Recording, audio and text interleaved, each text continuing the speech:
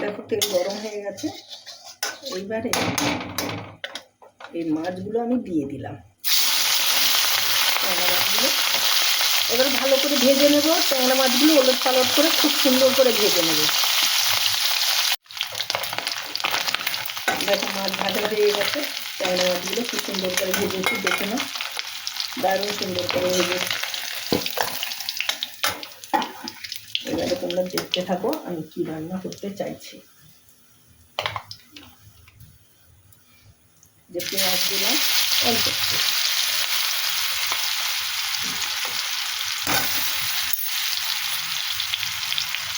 এটা একটু লবণ দিলাম,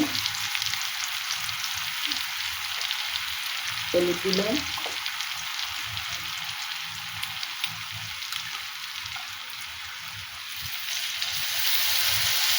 এতে আছে আদা, ধনে, জিরে আর শুকনো লঙ্কা গুঁড়ো, অল্প করেই দিলাম।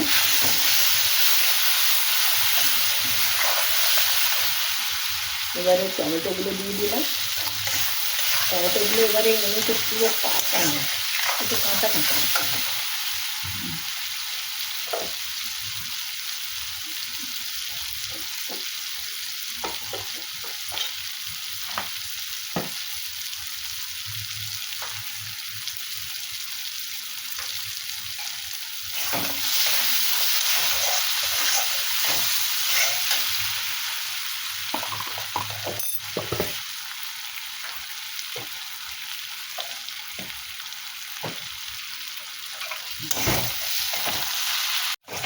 মশলা রেডি করে এবার ট্যাংরা মাছগুলো আমি এর মধ্যে দিয়ে দিলাম। এবারে আমি জল দেব।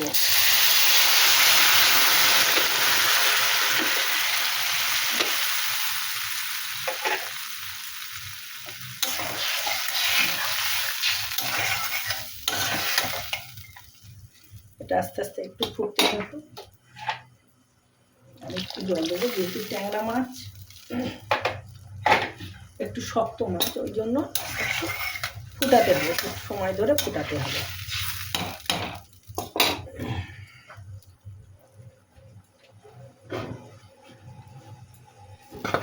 একটু ঢেকে দিলাম।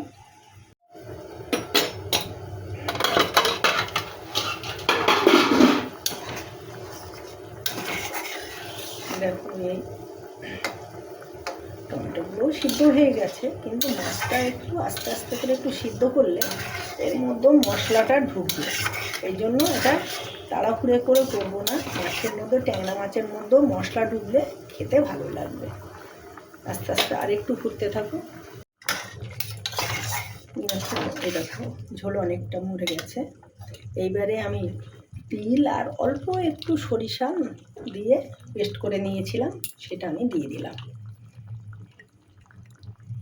তিল দিয়ে ট্যাংরা মাছের ঝাল করছি, দেখতে থাকো বন্ধুরা, দারুণ খেতে হয়। এইভাবে তোমরা একবার রেডি করে দেখো, দারুণ দারুণ খেতে হয়। একবার খেলে বারবার তোমরা খেতে চাইবে এই টাইপের ঝালগুলো। ধনে পাতাটা দিয়ে দিলাম।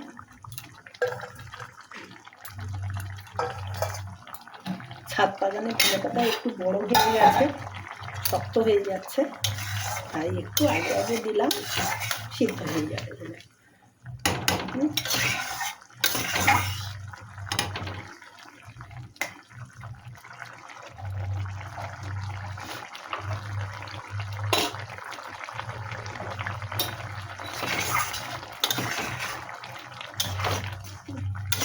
এইবারে লবণটা ঠিক আছে কিনা একটু দেখে নেবো শুধু, আর কিছু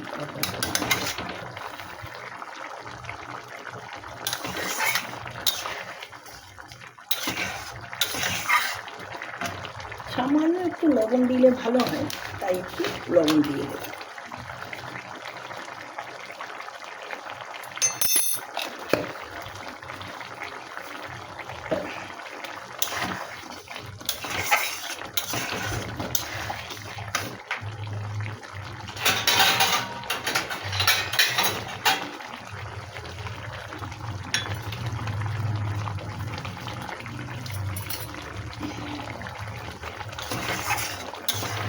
দেখো মাছের ঝাল হয়ে গেছে আমার, তিল দিয়ে মাছের ঝাল। দেখো তোমাদের পছন্দ যদি হয় তাহলে একবার ট্রাই করে দেখো, দারুণ খেতে হয়, দারুণ।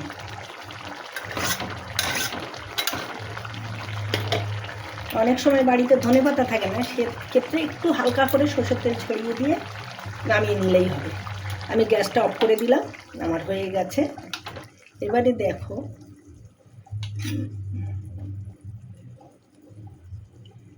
এই দেখো তিল দিয়ে ট্যাংরা মাছের ঝাল। দেখো তোমাদের পছন্দ হয়েছে? যদি পছন্দ হয় তাহলে একবার লাইক কমেন্ট করো। টাটা বন্ধুরা, তোমরা সবাই ভালো থেকো।